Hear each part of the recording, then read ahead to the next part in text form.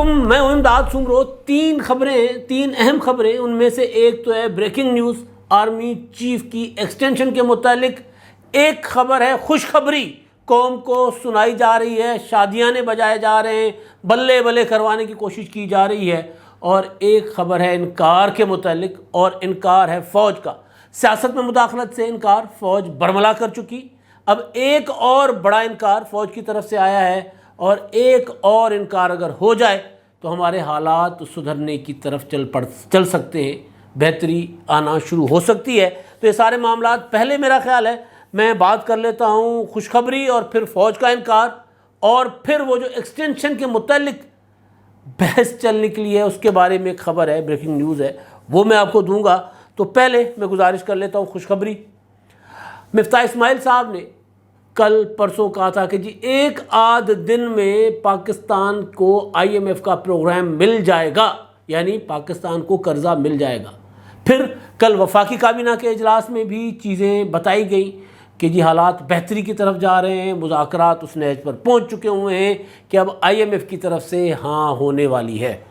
بلاول بھٹو زرداری وزیر خارجہ، کل انہوں نے اپنی والدہ کی سالگرہ کی تقریب سے خطاب کیا لاڑکانہ میں، گڑھی خدا بخش کہہ رہا ہوں، لاڑکانہ شہر کے اسٹیڈیم میں خطاب کرتے ہوئے بلاول بھٹو زرداری، جن کے نانا خودداری کے علم بردار تھے، بلکہ اب عمران خان صاحب بھی مان رہے ہیں کہ جی بلاول بھٹو زرداری کے جو نانا ذوالفقار علی بھٹو پاکستان کے پہلے خوددار لیڈر تھے، جنہوں نے انکار کیا تھا، نہ کہا تھا، بہرحال وہاں کھڑے ہو کے بلاول بھٹو زرداری صاحب نے بتایا کہ جی ہم ایف اے ٹی ایف کی گرے لسٹ سے نکلنے جا رہے ہیں۔ ایک خوشخبری ہمیں مل چکی ہوئی ہے، ایک خوشخبری ہم انشاءاللہ جلد قوم کو دیں گے، جی ایس پی پلس اسٹیٹس، وہ جو نواز شریف صاحب کی حکومت میں ملا تھا، آصف زرداری نے کوششیں کی تھیں اور عمران خان صاحب کے دور میں واپس ہو گیا، کمال تھا نا۔ تو اچھا، تو بہرحال وہ واپس ملے گا، جی ایس پی اسٹیٹس، وہ کہہ رہے ہیں ہم نے کوششیں کی ہیں تو وہ ہمیں واپس مل جائے گا۔ اور ایک خوشخبری آئی ایم ایف کے حوالے سے انہوں نے کہا تھا کہ جی عمران خان نے پاکستان کو ڈیفالٹ کرنے کی ایک سازش کی تھی، لیکن ہماری حکومت نے، وزیر اعظم شہباز شریف اور ان کی معاشی ٹیم نے، اس اتحادی حکومت نے پاکستان کو ڈیفالٹ ہونے سے بچا لیا۔ اور یہ خوشخبری اب جو قوم کو سنائی جا رہی ہے، جو میڈیا میں رپورٹس آ رہی ہیں، میڈیا رپورٹ کر رہا ہے، وہ یہ کہ آئی ایم ایف نے کڑی شرائط لگا کر کہہ دیا ہے کہ ہاں جی ہم آپ کو قرضہ دینے کو تیار ہیں اور ہم شادیاں بجا رہے ہیں، بالکل اسی طرح، مطلب ایک جیسے قرض خوار ہوتا ہے، قرض، وہ غالب نے کہا تھا نا، قرض کی پیتے تھے میں لیکن سمجھتے تھے کہ ہاں رنگ لائے گی اپنی فاقہ مستی ایک دن۔ تو ہماری یہ فاقہ مستی جو ہے وہ ایک دن رنگ لائے گی۔ ہم نے اپنے اعمال ٹھیک نہیں کرنے، ہم نے وہ انکار والی بات بھی میں اسی میں شامل ہو جائے گی آگے چل کر، جو انکار درکار ہے۔ ایک انکار، دو انکار تو ہو چکے ہیں پاکستان کی فوج کی طرف سے، لیکن ایک اور انکار بھی درکار ہے، وہ بھی اسی کے ساتھ جڑا ہوا ہے۔ یہ جو آئی ایم ایف کے ساتھ ہمارے ساتھ سارے معاملات چل رہے ہیں نا، وہ بھی اسی کے ساتھ جڑا ہوا ہے۔ تو قرض کی میں پی رہے ہیں، اور پھر ہم اس میں خام خیالی میں پتہ نہیں کتنے میں آسمان پہ، اور یہ سوچتے ہیں کہ جی بس اب تو اپنے اچھے دن آنے والے ہیں، اور یہ فاقہ مستی جو ہے، اس کے مزے جو آئیں گے، اب اس سے ہم انجوائے بھی کریں گے اور اس سے ہم ترقی بھی کریں گے۔ انجوائے تو ہم کر سکتے ہیں کچھ عرصے کے لیے قرضہ لے کر، لیکن اس سے ترقی نہیں ہوتی، ممکن نہیں ہے۔ تو ہم جس نہج پر پہنچ چکے ہوئے ہیں، ڈیفالٹ کی طرف جا رہے تھے، تو پیٹرول کی قیمتیں بڑھا دی گئیں۔ پہلے کہا گیا کہ جی آئی ایم ایف کی شرط پر، عمران خان صاحب معاہدہ کر گئے تھے، اس پر بڑھائی گئی۔ پھر کہا گیا کہ نہیں جی آئی ایم ایف کے کہنے پر ہم نے پیٹرول کی قیمتیں نہیں بڑھائی، لیکن اب خبر آ رہی ہے کہ جی آئی ایم ایف نے پیٹرولیم لیوی جو ہے وہ 50 روپے فی لیٹر لگانے کی شرط عائد کی ہے، اور وہ جو ان کے اپنا ٹیکسز ہیں وہ بڑھانے کا انہوں نے جو کڑی شرائط لگائی ہیں۔ تو ظاہر ہے ٹیکسز کے بغیر تو معیشتیں نہیں چلا کرتی، لیکن صرف ٹیکس لگا کر کیسے ہم چل سکتے ہیں، یہ سب سے بڑا سوال ہے۔ وہ جو انکار والی بات ہے نا، میں اس پر آ رہا ہوں۔ تو ایک مقروض قوم قرض ملنے پر خوش ہو رہی ہے۔ عمران خان صاحب نے کہا تھا کہ جی میں آئی ایم ایف میں نہیں جاؤں گا، آئی ایم ایف میں جانے سے خودکشی کو ترجیح دوں گا۔ پہلے ان کو آغاز میں سمجھ نہیں آئی تھی بات، 2 4 5 6 ماہ 7 ماہ کے بعد ان کو پتہ چلنے لگ گیا کہ نہیں، ہم جس نہج پر پہنچے ہوئے ہیں وہاں پر آئی ایم ایف میں جانا ہماری مجبوری ہے۔ پھر جب آئی ایم ایف میں گئے، یہ جو شرط شروع جو معاہدہ عمران خان صاحب کر کے گئے تھے، اس میں ایک قسط لینے کے بعد باقی اقدامات کرنے تھے، ایک قسط لے کر باقی اقدامات نہ کیے تو پھر اگلے نے آنکھیں ماتھے پر رکھ لی، سود خور کی طرح۔ اس نے کہا کہ جی آپ نے پہلے تو اپنے جو شرائط کی جو دی تھیں وہ اپنا مانی تھی وہ تو پوری کی نہیں. اب دوبارہ آپ قرضے کے لیے آ گئے جب یہ حکومت گئی تو انہوں نے شرائط مزید سخت کر دی کہ یار آپ تو ہیں ہی عادی, قرض لے کر چلے جاتے ہیں, جا کر عیاشیاں مارتے ہیں اور اس کے بعد پھر واپس آتے ہیں کہ حضور اور قرضہ دیجئے. تو اب عمران خان صاحب کو جب وہ قرضہ ملا تھا, جب آئی ایم ایف کا پروگرام عمران خان صاحب نے کروا لیا تھا شوکت ترین صاحب وغیرہ کی وجہ سے, اور $1 ارب کا ان کو قسط ملی بھی تھی پہلی, جس کے بعد پھر انہوں نے وہ جو پیٹرول کی قیمتیں سستی کر لی تھی, ان کو پتہ تھا کہ ہم جا رہے ہیں. تو بہرحال تو وہ انہوں نے بھی, عمران خان صاحب نے کہا تھا کہ جی خوشخبری آئی ایم ایف نے قرضہ دے دیا, تالیاں بجوا دی تھیں. اور یہاں تک مجھے اچھی طرح یاد ہے کہ پاکستان جو گندم میں خود کفیل ملک تھا, اس نے جب باہر سے گندم منگوائی اور پہلا جو وہ آتا ہے جہاز, بحری جہاز, وہ جب کراچی میں اپنا پہنچا, لنگر انداز ہوا, تو علی زیدی صاحب نے خوشخبری کا ٹویٹ کیا تھا, مجھے اچھی طرح یاد ہے. اور میرا مطلب ایک ہوتا ہے نا بندہ غصے سے, ظاہر ہے جذبات ہیں نا بھائی ہمارے بھی, کہ ہمیں پتہ تھا کہ یار ہم عمران خان کی حکومت میں آنے سے پہلے گندم ایکسپورٹ کرتے تھے. عمران خان صاحب نے ایکسپورٹ بڑھا دیا ہے, میں نے ایکسپورٹ بڑھا دی ہے. بھائی ایکسپورٹ خاک بڑھائی آپ نے, آپ تو گندم باہر سے منگوا رہے ہو. تو یہ ہمارا حال تھا. اور ہم اب ہماری حالت یہ ہے کہ ہم آٹا خریدنے کے لیے لٹرلی ایک غریب کا جو گھر ہوتا ہے بیچارہ بے روزگار یا پھر بدعمال بد کردار خراب کرتوت والا بندہ جو گھر نہیں چلا سکتا, کماتا نہیں ہے, روزانہ قرض لے کر آٹا لے آتا ہے 1-8 کلو, وہ اس کی طرح ہم اب قرضہ لے کر اپنے ملک کو چلا رہے ہیں. اور جس طرح بالکل اسی طرح جس طرح قرضہ لے کر آٹا لائے کوئی, ہم غریب ملک نہیں ہیں. اگر میں یہاں غریب کی مثال دوں تو وہ غلط ہوگا. ہم غریب ملک نہیں ہیں, ہمارے کرتوت ٹھیک نہیں ہیں. ہم عیاش, بہت زیادہ عیاش لوگ ہیں. ہم پیٹرول پھونکتے ہیں. ہم وہ قوم ہیں جنہوں نے سوئی گیس جتنی نعمت ہم نے چلا دی گاڑیوں میں. پرویز مشرف صاحب آئے, CNG جناب گاڑیاں, وہ بھائی خدا کو کوئی خوف کرو. اس وقت بھی ایکسپرٹس کہا کرتے تھے, ماہرین کہا کرتے تھے کہ یار ہم توانائی کے ایسے بحران میں جائیں گے کہ ہمیں مطلب لالے پڑ جائیں گے. ہوئے, ہمیں اپنے گھر کے چولہے جلانے کے لیے ہمارے پاس گیس نہیں ہے. آج گرمیوں میں لوڈ شیڈنگ ہو رہی ہے. آج صبح جب میں گھر سے نکل رہا تھا اس وقت گیس نہیں آ رہی تھی گھر میں. کوئی بھی ہلکی سی سردی آ جائے گیس بند. تو ایشو یہ ہے کہ ہم نے عیاشیاں ماری ہوئی ہیں بہت زیادہ, قرض کی لے کر ہم پیتے رہے ہیں. اور اس میں وہم میں گمان میں کہ جی رنگ لائے گی یہ ہماری فاقہ مستی. تو فاقہ مستی رنگ لا رہی ہے. اور عالم یہ ہے کہ پھر اب ہم جو قرضہ لے رہے ہیں اس پر بھی ہم تالیاں بجوا رہے ہیں, قوم سے تالیاں بجوا رہے ہیں. تو بہرحال قوم کو خوشخبری دی جا رہی ہے کہ جی آئی ایم ایف نے جو ہے وہ تقریباً ہاں کر دیا ہوا ہے اور بات پکی ہو گئی ہے. بس دستخط ہو جائیں گے اور پھر ہمیں پیسے مل جائیں گے. اب آئی ایم ایف کے جو یہ قسط ہے, یہ آئی ایم ایف کا جو پروگرام ہے, اس پروگرام پر انحصار کریں گے تو ڈوب جائیں گے ہم, پھر ہم نہیں تیر سکتے. اس کے پیچھے جو اصل جو تھی, جب میں نے یہ حکومت آئی تھی, جب میں نے یہ بات وزیر خارجہ صاحب سے, بلاول بھٹو زرداری صاحب سے بھی, اور ایک آدھ بار پیپلز پارٹی کے اور مسلم لیگ کے کچھ اور زعماء سے بات اس پر میری ہلکی پھلکی بات ہوئی تھی, تو ان سے پوچھا تھا کہ ہوگا کیا. انہوں نے کہا تھا کہ جی ہمیں آئی ایم ایف کا چاہیے بیسیکلی اسٹیمپ. اس کے بعد دنیا ہمیں کہے گی کہ ڈیفالٹ ہونے سے بچ گئے ہیں. پھر ہم وہ جو بلاول نے کل جلسے میں کہا کہ ہم نے ڈیفالٹ ہونے سے ملک کو بچا لیا ہے, اس کے بعد پھر ہم تعلقات استعمال کر کے دنیا کو انگیج کریں گے اور انویسٹمنٹ لے کر آئیں گے. بلاول بھٹو جب باہر جاتے ہیں تو وہ یہی کہہ رہے ہیں آج کل کہ ہمیں قرضہ نہیں چاہیے, ہمیں ایڈ نہیں چاہیے, ہمیں مدد نہیں چاہیے, ہمیں تجارت چاہیے. تو بہتر پالیسی یہی ہے. لیکن معاملہ یہ ہے کہ جس نہج پر ہم پہنچے ہوئے ہیں اس کے لیے واپس آنے کے لیے ہمیں بہت زیادہ اور اقدامات کرنے ہوں گے. میں پڑھ رہا تھا پرسوں ترسوں رؤف کلاسرا صاحب کا ایک آرٹیکل, جس میں انہوں نے ڈرامے باز قوم کے نام سے آرٹیکل ہے. اس میں انہوں نے موٹے وہ فگر انہوں نے جو بتائے تھے وہ یہ تھے کہ جی ہم جو پاکستان, میں نے پہلے بھی گزارش کی نا کہ ہم ایکسپورٹ کرتے تھے گندم, اور اب ہم میرا خیال ہے 30 ملین ٹن سے زیادہ ہے, 40 ملین ٹن ہم امپورٹ کریں گے گندم. عمران خان صاحب, دیکھا آپ نے عمران خان صاحب کی چلاکیاں. میں جی روس گیا تھا, روس سے میں سستی گندم خرید رہا تھا 30%.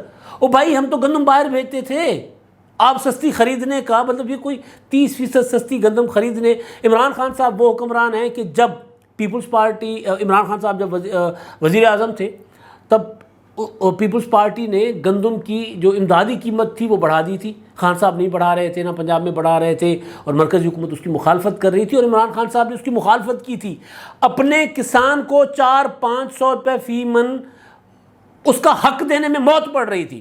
عمران خان صاحب کی حکومت کو لٹرلی موت پڑ رہی تھی. پنجاب کی حکومت تھی یا کے پی کے کی حکومت تھی، کے پی کے میں تو خیر اتنا زیادہ ہوتا نہیں، لیکن پنجاب اگر امدادی قیمت گندم کی پراپر کر دیتا.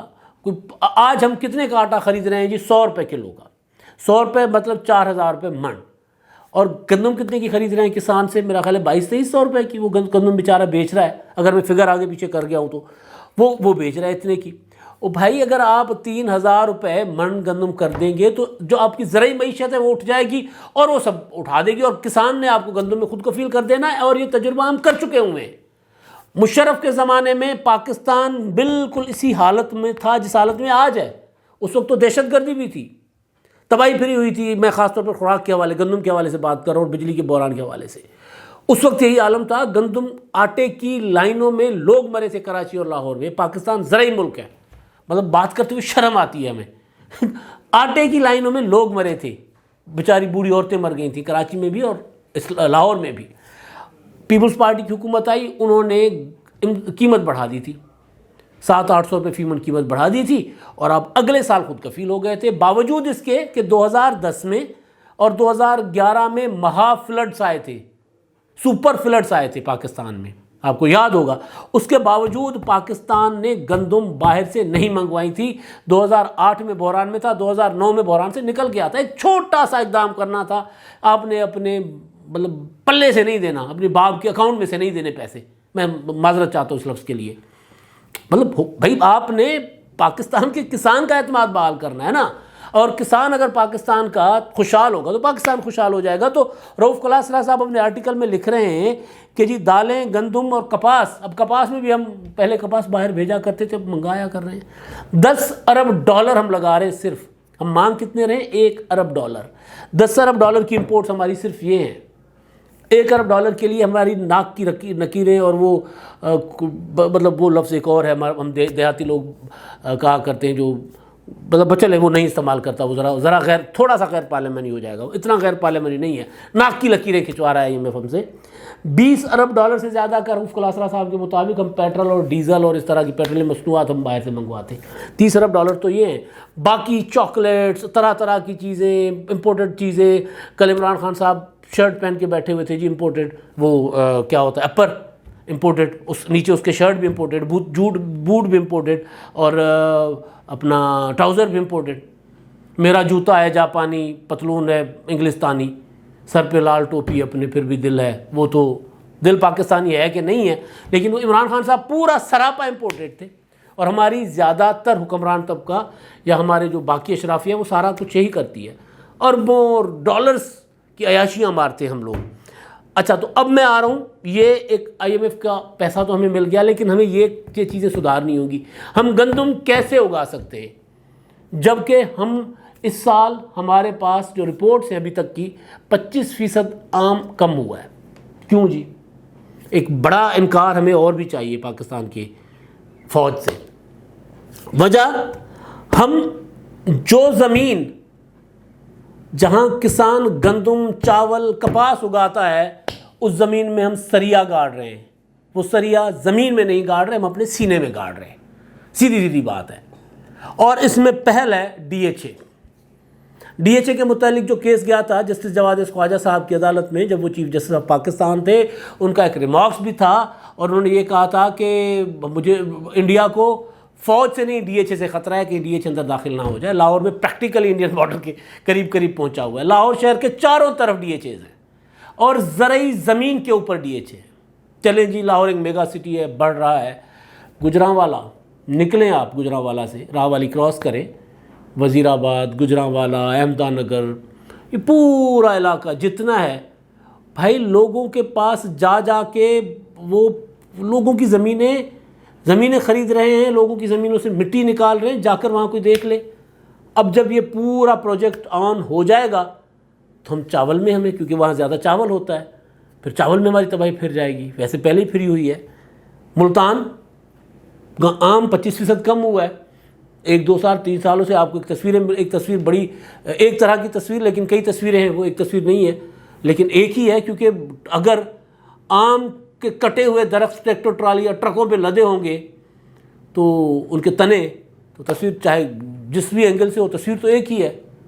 ہزاروں ایکڑ زمین وہ جو آم کے باغات کی DHA ملتان بن گیا جی، DHA بہاولپور کپاس کا علاقہ۔ تو گزارش اتنی سی ہے حضور، انکار کر دیں کہ اب بس، اب اس میں جب یہ معاملہ گیا تھا چیف جسٹس آف پاکستان جواد خواجہ صاحب کی عدالت میں، تو اس وقت پاک فوج نے کہا تھا کہ ہمارا ان سے کوئی تعلق نہیں ہے، لیکن ظاہر ہے اس میں DHA ڈیفنس ہاؤسنگ سوسائٹی، تو کراچی والا DHA جو ہے وہ DHA سٹی، چلیں جی ٹھیک ہے، کراچی کا DHA تو خیر سمندر بھی نکل گیا نا، لیکن DHA سٹی جو سپر ہائی وے پر ہے، کراچی حیدرآباد سے آتے ہوئے کراچی شہر سے پہلے بحریہ ٹاؤن کے بالکل سامنے، چلیں وہ تو اپنا بیابان قسم کے ویران قسم کے پہاڑ دے، چلے وہ سمجھ آ رہا ہے، لیکن زرعی زمینوں پر ہاؤسنگ سوسائٹی اکیلے DHA نہیں ہے نا۔ مسئلہ یہ ہے کہ یہاں کیونکہ اب ریت چل پڑی ہوئی ہے نا، بحریہ ٹاؤن مطلب لاہور شہر کے ارد گرد جتنا بھی کچھ تقریباً اب 50-60 کلومیٹر دور جتنی زرعی زمینیں یا فیکٹریاں لگ رہی ہیں یا وہاں پر ہاؤسنگ سوسائٹیز ہو رہی ہیں، کھائیں گے کیا، کس طرح گزارا کریں گے؟ تو یہ انکار چاہیے، جس طرح فوج نے انکار کیا سیاست میں مداخلت سے۔ آرمی چیف صاحب نے کہا کہ جی ہم پولیٹیکل ہو گئے ہوئے ہیں، ہمیں بالکل بھی ہمیں سیاست میں نہ گھسیٹا جائے۔ DGISPR نے پریس کانفرنسز کی اور ان پریس کانفرنسز میں کلیئر کہا گیا کہ جی نہیں، ہم اب جو تھا ماضی تھا، اب ہم مداخلت نہیں کریں گے۔ عمران خان صاحب نے کہا کہ جی آئیں مجھے انتخابات دلوائیں۔ شیخ رشید صاحب کہتے رہے، مطلب بہت ریٹائرڈ فوجی افسران جو ہے وہ مظاہرے کرتے رہے کہ باجوہ صاحب اس حکومت کو گھر بھیجو اور عمران خان صاحب کو واپس لاؤ، تو انہوں نے انکار کر دیا، پولیٹیکل ہو گیا۔ تو اسی طرح کا یہ والا انکار بھی ضروری ہے کہ یار ہمیں ملک کی معیشت تب بچے گی کہ جب ہماری ملک کی زراعت بچے گی۔ ہم کو انڈسٹریل ملک نہیں ہے، ہماری انڈسٹری ابھی اتنی نہیں اٹھی کہ ہم نے پہلے تو ان زمینوں پر انڈسٹری لگا دی، مطلب آدھا تیتر آدھا بٹیر، ہم نہ مطلب ہمارا حال وہ ہے شتر مرغ والا، نہ ہم اڑ سکتے ہیں نہ ہم وزن اٹھا سکتے ہیں، تو یہ ہمارا حال ہوا ہے۔ تو اس میں جو انکار ہوا ہے پولیٹیکل ہونے کا کہ جب ہم پولیٹیکل ہیں، ہم سیاست میں مداخلت نہیں کریں گے، تو یہاں پر بھی اگر ایک کلیئر کٹ پالیسی آ جائے گی ادارے کی طرف سے بھی اور حکومت کی، ظاہر ذمہ داری تو حکومت کی ہے نا۔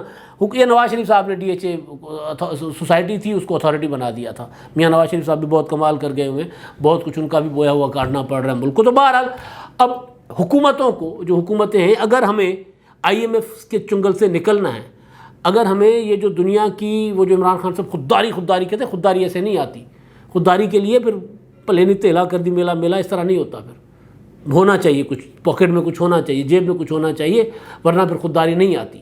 ورنہ مانگنے والا، شہباز شریف ٹھیک کہتا تھا نا کہ بھائی مطلب بیکاری کی کوئی چوائس نہیں ہوتی نا مانگنے والے کی، ان کو تانے دیے گئے کہ جو یہ کہہ رہے ہیں وہ کہہ رہے ہیں۔ تو بہرحال اب ایک تو یہ ہے کہ وہ پالیسی ہونی چاہیے ہاؤسنگ سوسائٹیز وغیرہ کے متعلق کہ کیا کتنی ہاؤسنگ سوسائٹی۔ عمران خان صاحب کا عالم یہ ہے کہ کہتے تھے کہ جی میں پتہ نہیں وہ اپنا ہائی رائز بلڈنگ ہے یہ وہ، اور لیکن راوی کا جتنی بھی زرعی زمین تھی ساری کی ساری بلڈرز کو دے دی، اور سارے کے سارے عمران خان صاحب کے مالی سہولت کار تھے، اس میں کوئی ڈھکی چھپی بات نہیں ہے۔ علیم خان سے پوچھ لیں کہ عمران خان صاحب نے کس کس کو کیا کیا کس سے لیا اور کیا کیا اس کے بدلے میں دے رہا تھا۔ ہزاروں لاکھوں ایکڑ زمین جس پر کاشتکاری ہو رہی تھی، وہ زمین عمران خان صاحب نے آکوپائی کر دی، وہاں پر اب کچھ نہیں اگتا، اس پھر گندم تو ہم منگائیں گے۔ تو یہ سارا حکومت کو بھی پالیسی بدلنی ہوگی، اور ہماری فوج کو بھی یہ جو کم از کم ہم فوجی کی قیادت جو ہے، حکام جو ہے، اس معاملے پر نظر ثانی کرنی ہوگی کہ ہم کھائیں گے کیا، ہم کس طرح آگے بڑھیں گے۔ اچھا جی، یہ معاملہ تھا۔ اور دوسرا ایک اور انکار، جیسے پہلے میں نے کہا کہ پولیٹیکل ہو گئے، انہوں نے انکار کر دیا ہم سیاست میں مداخلت نہیں کریں گے۔ ایک اور اچھا انکار آیا ہے فوج کی طرف سے۔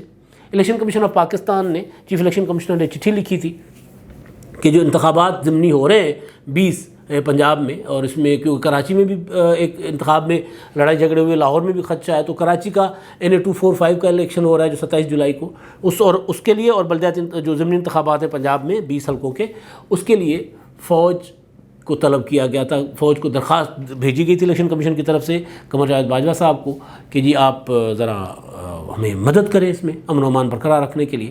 تو انہوں نے کہا کہ جی فوج پولنگ الیکشن عمل سے تو دور رہے گی، پولنگ اسٹیشن کے اندر نہیں رہے گی، پولنگ اسٹیشن سے باہر، اور یہ وہ ان کو پھر کہا گیا کہ جی امن و امان کی ذمہ داری آپ کوئک ریسپانس فورس کے طور پر، آپ کو اگر ضرورت پڑے گی تو ہم آپ کا چہرہ دکھا دیں گے، تو لوگ نکل جائیں گے۔ ظاہر جب فوج آئے گی تو پھر یہ بدماش کوئی نہیں اس کے سامنے ٹکتا نا، رینجرز، فوج، پولیس کے سامنے بدماشی کر لیتا ہے۔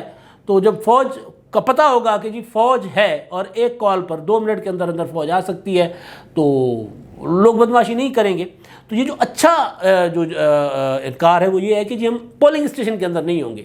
2018 میں فوج کو متنازع بنا دیا گیا تھا، پولنگ اسٹیشن کے اندر فوج کی ڈیوٹی لگا کر، اور فوج کو اس وقت جو وہاں افسر تھے ان کو میجسٹریٹ کے اختیارات دے کر، پھر RTS بیٹھنے کی کہانیاں، پھر سارا کچھ آیا، پھر فوج بدنام ہوئی۔ تو اب یہ جو چیزیں آ رہی ہیں پازیٹیو ہیں، تو یہ پازیٹیو چیزوں کو اپریشیٹ کرنا چاہیے کہ فوج کہہ رہی ہے کہ جی ہمیں امن و امان کی ذمہ داری ہے، ٹھیک ہے، وہ ہم تو ظاہر ہے اس کے لیے تو آئینی اور قانونی طور پر پابند ہیں، حکومت بلائے، سول انتظامیہ بلائے، وہ تو فوج کو آنا پڑتا ہے، لیکن یہ نہیں ہو سکتا کہ جی فوج آ کر انتخابات کروائے، یہ نہیں ہو سکتا۔ انتخابات سے دور رکھیں۔ ہاں، انتخابات کے دوران امن و امان کی صورتحال ہے تو وہ ہم دیکھ لیں گے، پولنگ اسٹیشن سے ہم دور رہیں گے، نہ ڈبوں کے پاس جائیں گے، نہ ڈبوں کی حفاظت پر مامور ہوں گے، یہ ہمیں اس سے دور رکھیں۔ تو اچھی چیز ہے، اچھا انکار آیا فوج کی طرف سے۔ اور اب آخری چیز جو ہے ایکسٹینشن والی، آرمی چیف صاحب کی، قمر جاوید باجوہ صاحب کی ایکسٹینشن کا معاملہ، ناصر شاہ صاحب نے کل 2 ٹویٹ کیے تھے، دونوں ٹویٹس کے بعد ایک نئی بحث چھڑی تھی۔ پہلے معاملہ ذرا تھم گیا تھا، اور معاملہ شکریہ راحیل شریف کا ٹرین چلانے والوں نے گو باجوہ گو کے ٹرین چلا دیے۔ شکریہ راحیل شریف کا ٹرین چلانے والے کون آپ کو پتہ ہے، وہ جو نواز شریف صاحب کے زمانے میں جو کچھ ہو رہا ہوتا تھا اس وقت، کیونکہ فوج پولیٹیکل نہیں تھی، راحیل شریف صاحب پولیٹیکل نہیں تھے، قمر جاوید باجوہ صاحب اب پولیٹیکل ہے، تو گو باجوہ گو کے ٹرینس وہ چلا رہے ہیں جن کو سیاسی فوج چاہیے، جن کو چاہیے کہ فوج کی سیاست میں مداخلت ہو۔ تو بہرحال تو اس پر ناصر حسین شاہ صاحب نے کہا تھا، اپنا ٹرینڈ بنایا کہ جی باجوہ ول اسٹے، یہ انہوں نے کہا، اور اس کے بعد انہوں نے کہا جیو باجوہ جیو باجوہ جیو۔ پھر سوال ہوا تھا ان سے، اور سوال یہ تھا کہ کیا 2 سال کی ایکسٹینشن، وہ سمر عباس اینکر ہیں، انہوں نے سوال کیا تھا، تو انہوں نے کہا تھا کہ ایکسٹینشن کے لیے نہیں، لیکن پاکستان مخالف عناصر، اور خاص طور پر وہ جو ہمارے نیوکلیئر ایسٹس کے درپے ہیں، ان کا کلا کما کرنے کے لیے باجوہ رہیں گے۔ کل میں کوشش کرتا رہا تھا، کل جب میں نے اپنا ویلاگ کرنا تھا تو اس وقت میں کوشش کرتا رہا تھا کہ جی میری بات ہو جائے ناصر شاہ صاحب سے، لیکن نہیں ہوئی، تو کیونکہ وہ بینظیر بھٹو کی سالگرہ کا جلسہ چل رہا تھا۔ آج میری ان سے صبح بات ہوئی تفصیلی، اس پر انہوں نے کہا کہ جی ایکسٹینشن وغیرہ کا معاملہ کوئی نہیں ہے۔ میرے کہنے کا مطلب یہ تھا کہ جی باجوہ صاحب پاکستان دشمن ایلیمنٹس کے خاتمے کے لیے رہیں گے اور اپنے ٹینیور تک رہیں گے۔ تو ایکسٹینشن والی بات جو ایک تاثر لیا جا رہا تھا کہ یا تو کوئی ان کو اور ذمہ داری مل رہی ہے یا ان کو ایکسٹینشن ہو رہی ہے، انہوں نے کہا کہ اس طرف میرا کوئی اشارہ نہیں تھا، نہ مجھے اس معاملے میں کوئی علم ہے۔ میرا مطلب یہ تھا کہ جی باجوہ صاحب اپنے ٹینیور تک ان عناصر کا کلا کما کریں گے جو گو باجوہ گو کی ایک تو ٹرین چلا رہے ہیں، اور جو چاہتے ہیں کہ پاکستان کی فوج دوبارہ سیاست میں مداخلت کرے، اور جو پاکستان کے نیوکلیئر ایسٹس کے در پہ ہیں۔ اب تک کے لیے اتنا ہی، اللہ حافظ۔